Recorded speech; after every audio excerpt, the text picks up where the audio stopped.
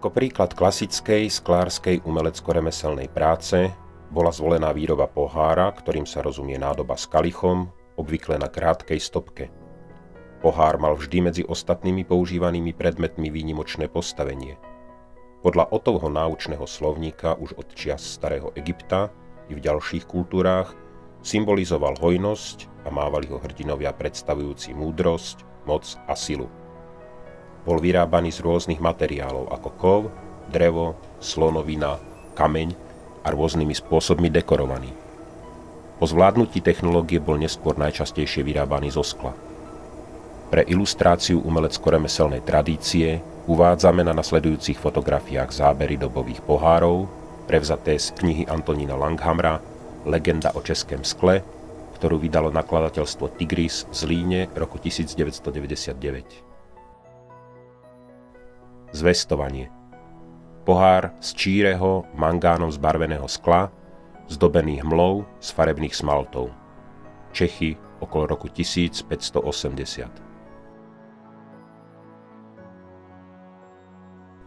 Brúsený balustrový pohár z rubínového skla, Šumava, koniec 17. storočia.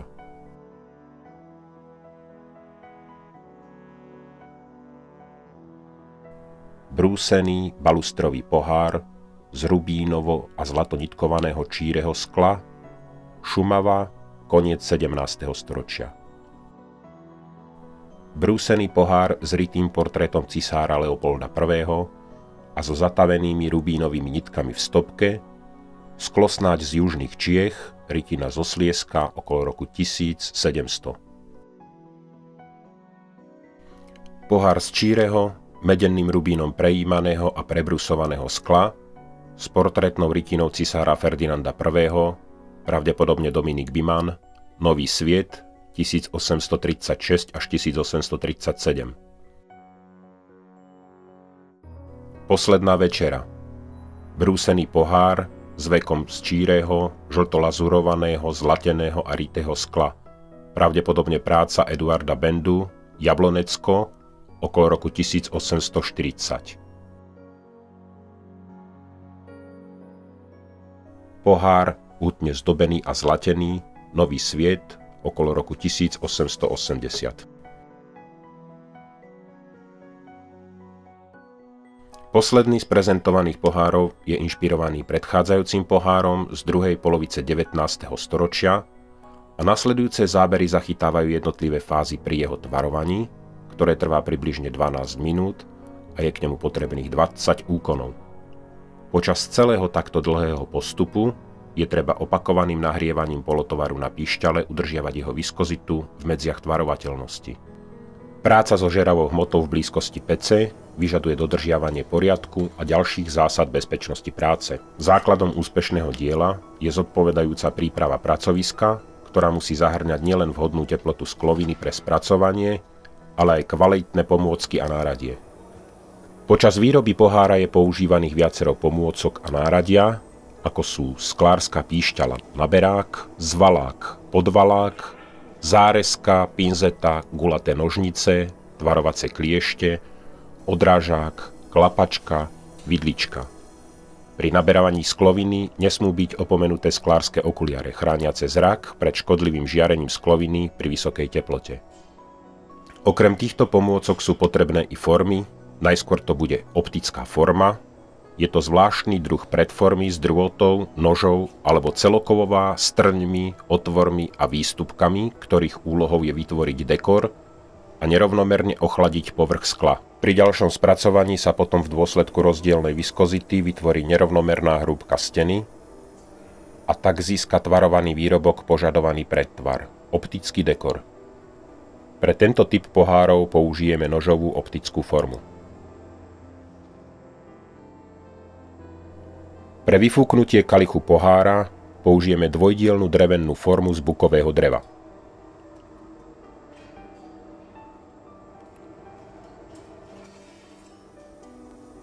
Píšťala predhriata v pracovnom otvore sa ponorí do skloviny, na teplíkov sa sklovina lepí. Ponorenou píšťalou sa otáča, sklovina sa na píšťalu nabaľuje a vniká do nej. Sklovina sa naberá v strede krúžku vždy v jednom mieste. Porcelánový krúžok pôsobí ako plavák a zabraňuje znečisťovaniu skloviny v mieste náberu prenikaním nehomogenít, ktoré sa udržujú na hladine skloviny a pochádzajú zo stekajúcej glazúry steny panvy. Zváľaním na pliešku a ťahaním smerom k sebe sklár sklovinu zhrnie na koniec píšťaly a potom fúka. Spočiatku musí vyvinúť väčší tlak až do tej doby, kedy sa zvnútra píšťaly vyfúkne sklovina, ktorá do nej vnikla. Po vyfúknutí banky vytvorí sklár krčok zárezu a pred ďalším náberom nechá banku chvíľu chladnúť. Keď sa zvýši viskozita jej skloviny, banka je tuhá a je možné ju použiť pre ďalší náber skloviny. Potom sklár na banku naberie ďalšiu sklovinu. Otáčaním ju opäť nabalí, rovno nabraná sklovina, tzv. Prepichnutá sklovina nízkej viskozity, sa na banku prichytí. Prehreje jej hmotu tak, že sa vyrovná viskozita oboch skiel a sklovina je znovu tvárna.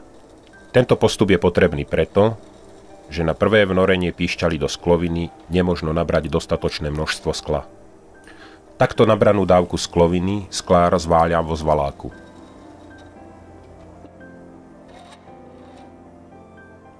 Pripravenú sklovinu potom sklár tvaruje s využitím optickej formy. Tento spôsob tvarovania je založený na tom, že sa do povrchu skloviny vytlačí vyfúknutím plastický vzor. Nasleduje úprava tvaru pod valákom na tvar blízky finálnej podobe. Pri fúkaní do hladkej formy sa relief dezénu pretlačí do vnútornej steny výrobku, ktorá je potom nerovná na rozdiel od vonkajšej vyrovnanej strany.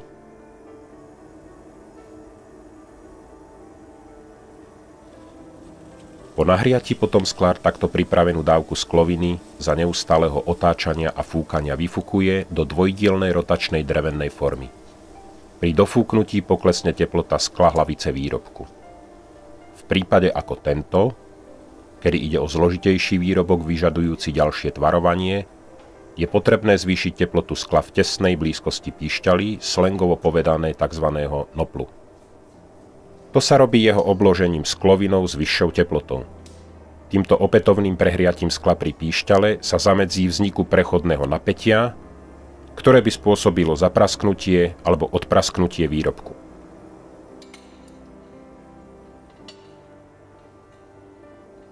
Takto vyfúknutý kalich pohára odovzdá sklár na píšťale majstrovi, ktorý na sklárskej lavici vytvaruje stopku a dienko pohára podobne ako pri výrobe kalíška. Táto operácia začína ohrevom kalicha. To je nevyhnutné, aby sa ďalšia dávka skloviny pre stopku pohára spojila s kalichom kvalitne. Počas ohrevu pripraví sklár na pódiu na naberák potrebné množstvo modrej skloviny a podajú majstrovi, ktorý si jej časť nastrihne a vytvaruje z nej v podvaláku stopku.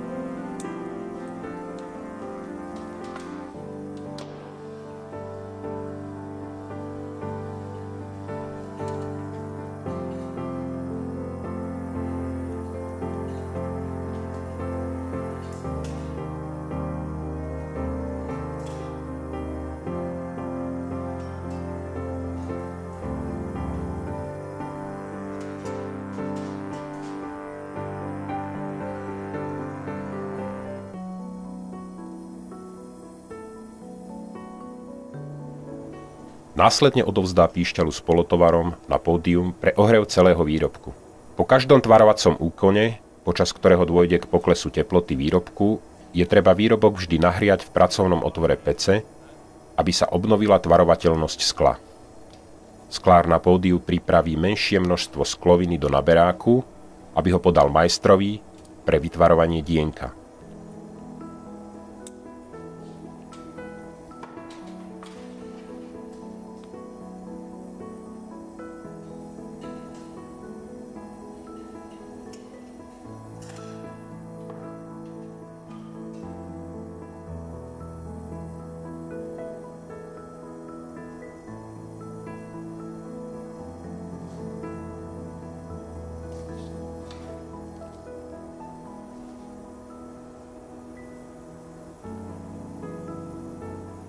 Po opätovnom nahriati celého polotovaru sa výrobný postup dostáva do záverečnej fázy tvarovania, ktorým je zhotovenie ozdobných ušiek s hrebienkovým nálepom.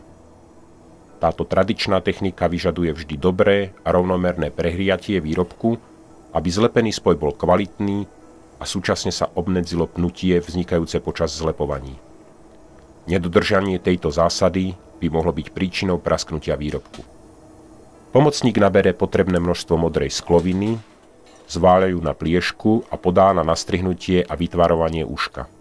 Po ohreve výrobku sa celý úkon opakuje aj pri tvarovaní druhého uška.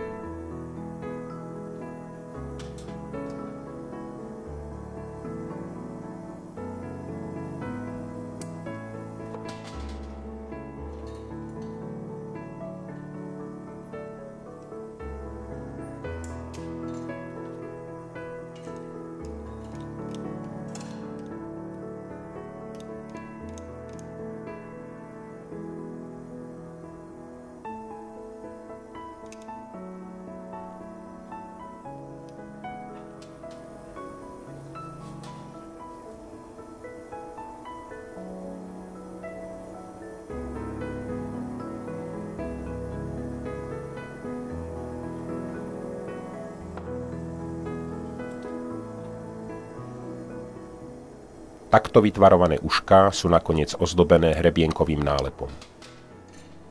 Na práve prilepené ušká je podaná a nastrihnutá kryštáľová sklovina, ktorú majster tvaruje pomocou tvarovacích kliešti do podoby hrebienka na jednom i druhom ušku.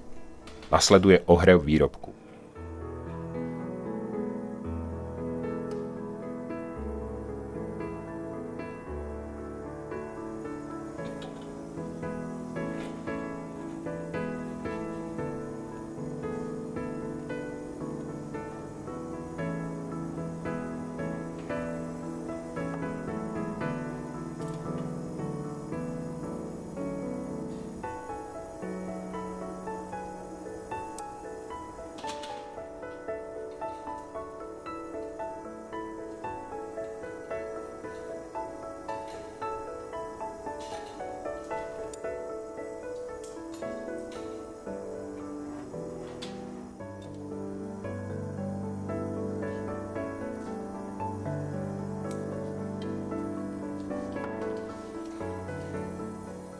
Tvarovanie tohto zložitého výrobku je zakončené zhotovením dienka, podstavca pohára.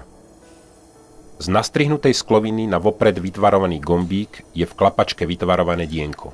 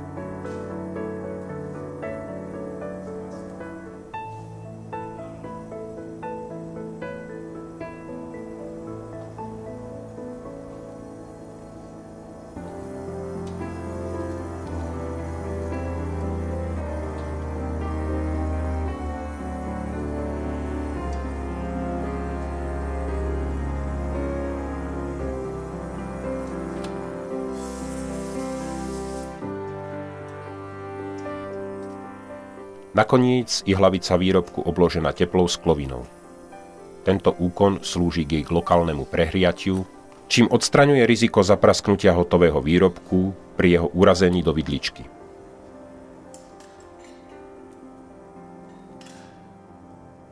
Výrobok je potom na vidličke prenesený do chladiacej pece.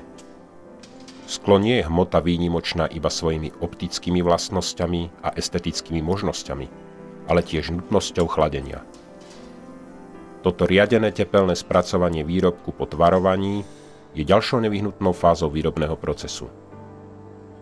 Počas jeho priebehu sa vo výrobku odstraňujú neprípustne veľké mechanické napätia, ktoré získal pri tvarovaní nerovnomerným chladnutím a upravuje sa z teploty tvarovania na bežnú teplotu.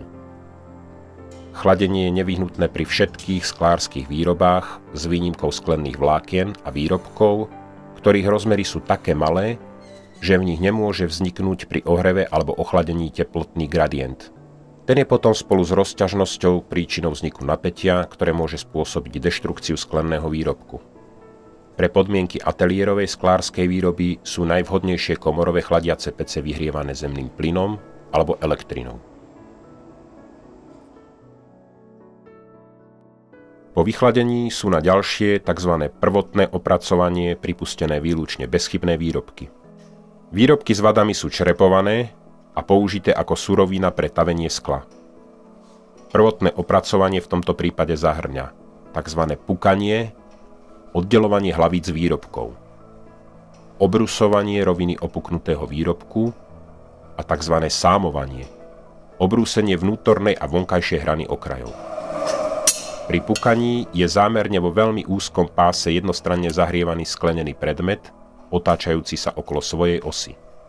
Tak je v stene predmetu vyvolaný teplotný spád a vďaka rozťažnosti tiež mechanické napätie, ktoré pri prekročení medzi pevnosťou skla spôsobí odprasknutie hlavice.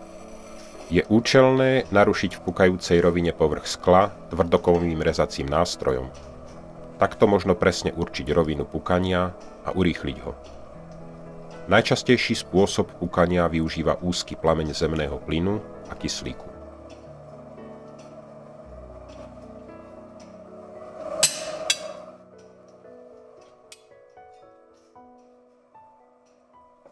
Po oddelení hlavice je okraj výrobku veľmi nerovný a ostrohranný, preto musí byť opracovaný obrúsením.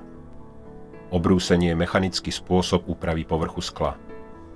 Pri silnostenných výrobkoch, ako je v tomto prípade, je účelné postupovať vo viacerých etapách. Najskôr je to tzv. Hrubé brúsenie, kedy sa na liatinovom horizontálnom kotúči hladinárskeho stroja pomocou voľného brúsiva v suspenzii s vodou zarovnávajú nerovnosti po opukávaní, prípadne sa upraví kolmosť výrobku. V druhej etape, v tzv. Jemnom brúsení, sa získava jemne matná, hladká plocha zatiaľ bez lesku. Na tento účel je používané mäkšie brusivo s menšou zrnitosťou.